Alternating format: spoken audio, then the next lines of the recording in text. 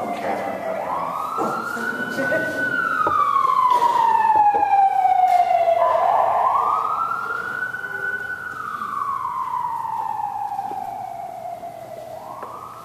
Calla lilies are in bloom again. Such a strange flower, suitable to any occasion. I had them on my wedding day, and now I place them here in memory of someone who has died.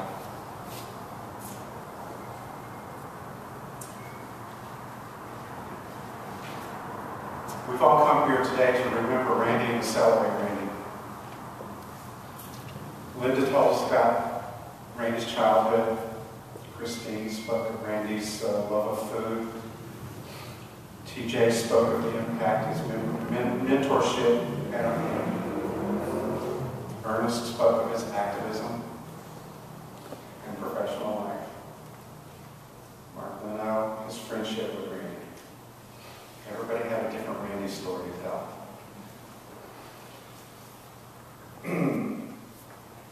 Seems like I've written most of this eulogy in my head while I'm walking outside the garden. I'd be walking along, I'd have a thought along the way somewhere. I'd pick up my cell phone and call myself and leave a message. Just so I wouldn't forget these thoughts. So one day I had 5 messages when I got home.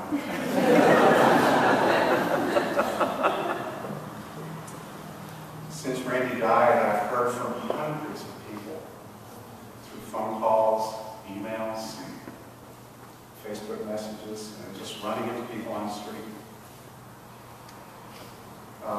Almost without fail, they all said that Randy talked about me constantly. Well, it's now my turn to talk about Randy. But in order to talk about him, I have to talk about myself too. A lot of you know that Randy and I met in July of 1988. We were both Shawnee volunteers. We dated later that summer. During that period, we did a lot of hiking. It was on one of those hikes that Randy presented me with a letter. It was all written down. That letter was the first outpouring of his feelings for me. Here's how it began. Labor Day, 1988. Connection of souls. The meshing of the spirit. The reduction of barriers and the penetration of another's energy into one's own world. Once this connection is made, one's Weltanschauung is never quite the same. The subjectivity of others mixes with one's own. The greater the number of subjective forces cancel out subjectivity, leading the way to the ultimate objectivity. Succinct and to the point, right? I'll never forget that day. His outpouring of love contained in that letter went right over my head.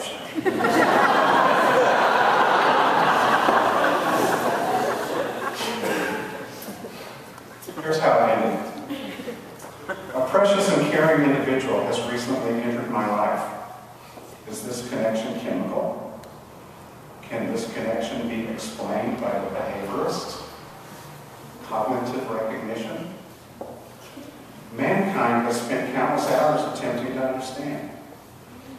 Is it really necessary to understand?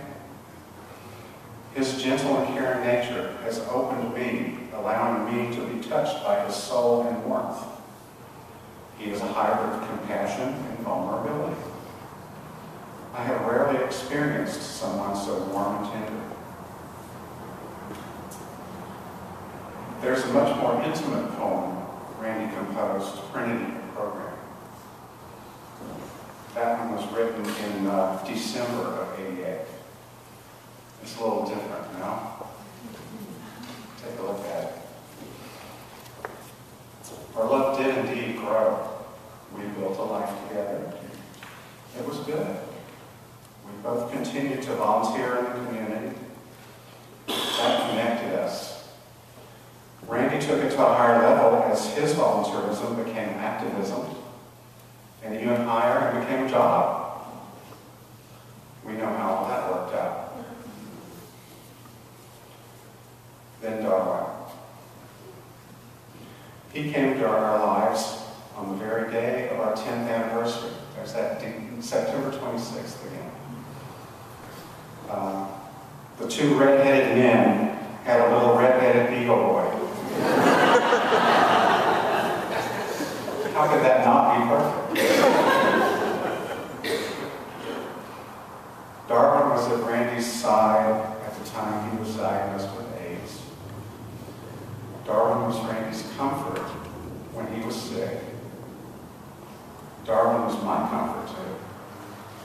Each day I had a chance to be outdoors, allowing me to decompress. Having Darwin again thrust Randy into more activism, this time with pause. We traveled. Randy's favorite vacation place in California was Mendocino. It was our getaway place. And we could take Darwin with us.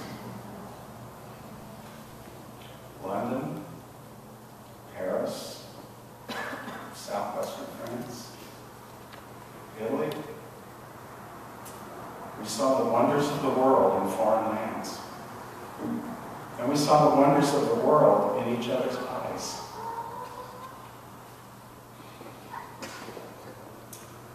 We cooked. We ate.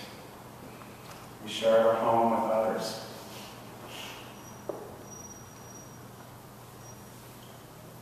Randy and I were your typical couple. We had our moments. We bickered. I remember someone actually called us the Bickersons. Maybe it was Randy. But I do know that when the day was done, I knew his love for me was unconditional. And he knew my love for him was unconditional.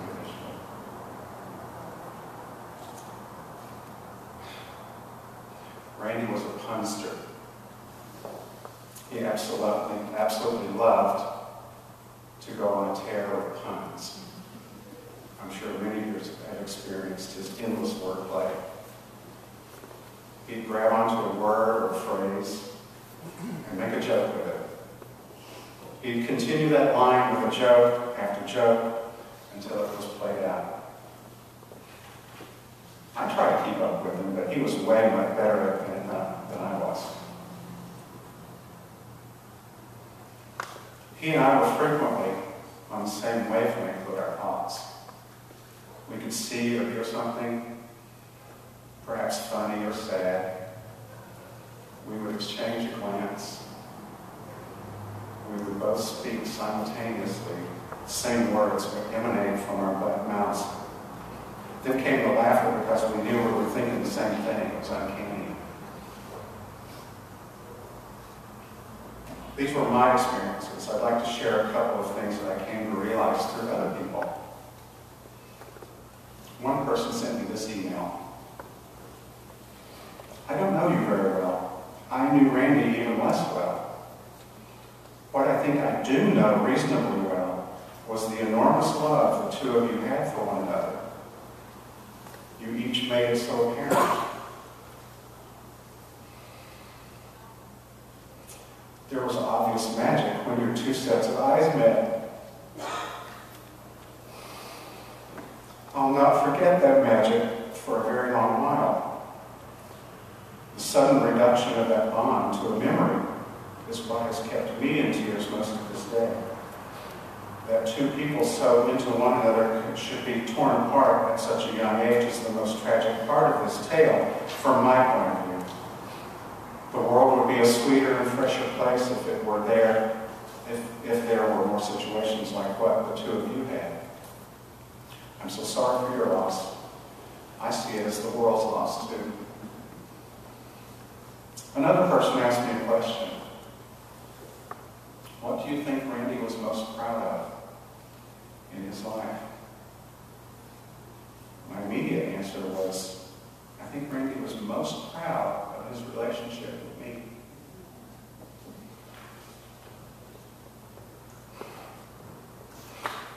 Randy was a good kisser. What a good kisser he was. I really miss that. This might be way too much information. You know, he was being treated for anal cancer in the past summer and the fall.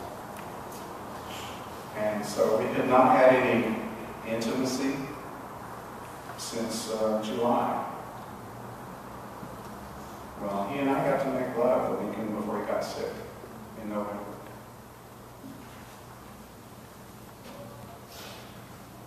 One of the most difficult things for me to deal with at this point is the absence of Randy's physical being.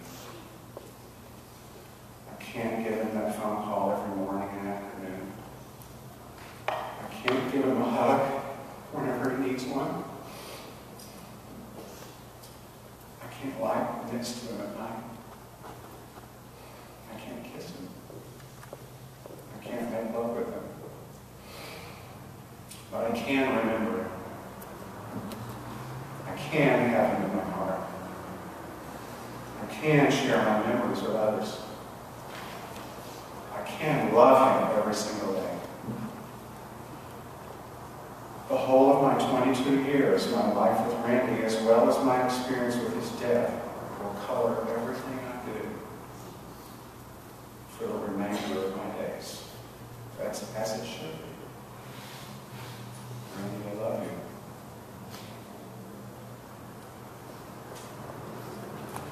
I will now channel Randy as meeting facilitator.